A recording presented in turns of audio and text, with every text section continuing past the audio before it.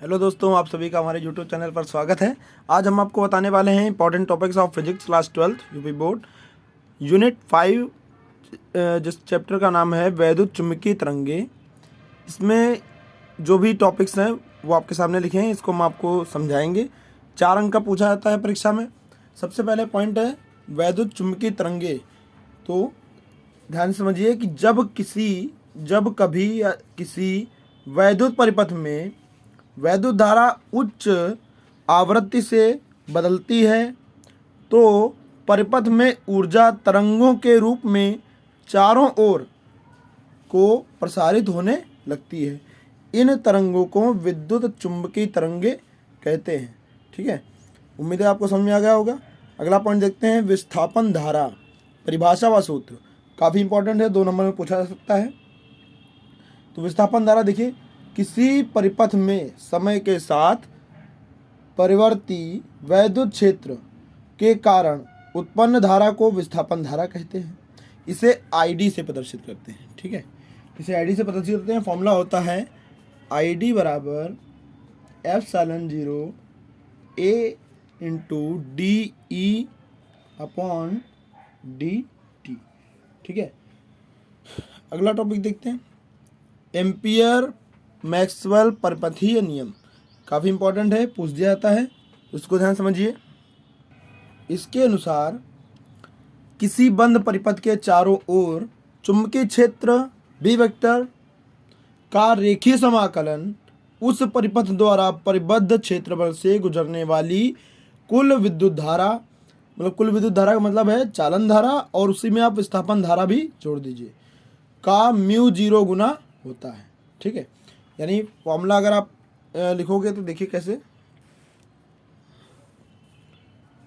समाकलन B vector dot D L vector बराबर हो जाएगा म्यू 0। ठीक है, अगर हम चालन धारा को आई सी से दर्शाएं और विस्थापन धारा को आई डी से, तो हमारा फॉर्मूला ये बन के आ जाता है। ठीक है, अगला टॉपिक देखते हैं विद्युत चुंबकीय स्पेक्ट्रम के मुख्य भाग व उनकी तरंगदैर्घ्य।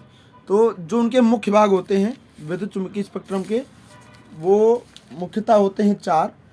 पहला होता है गामा किरणें। ठीक है, पहली होती हैं गामा किरणें, दूसरी एक्स किरणें, तीसरी पराबैंगनी किरणें और चौथी अवरक्त किरणें।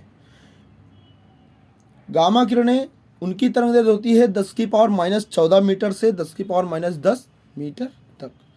एक्स किरणों में 10⁻11 मीटर से 3 × 10⁻8 मीटर तक, और पराबैंगनी किरणें की जो तरंगदैर्घ्य परास होती है वो 10⁻8 मीटर से 4 × 10⁻7 मीटर तक होती है। अवरक्त किरणें 8 × 10⁻7 मीटर से 5 × 10⁻3 मीटर तक परास होती है। तो पूछ देते हैं, कभी कभी लघुत्तरी में आ जाता है, कभी कभी अतलोगों में भी आ सकता है, तो याद रखिए। ठीक है, अगला है जो कि इम्पॉर्टेंट है विद्युत चुम्बकीय तरंगों के अभिलक्षण, यानी उनमें क्या क्या क्वालिटीज़ होती हैं, क्या क्या उनके लक्षण होते हैं। ठीक है, तो ये आपका लॉन्ग में पूछ दिया जाता है।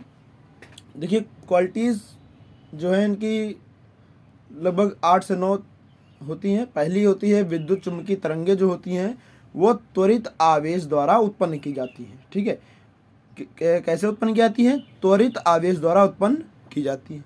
दूसरी क्वालिटी इनमें होती है कि इन तरंगों के संचरण के लिए किसी पदार्थिक माध्यम की आवश्यकता नहीं होती।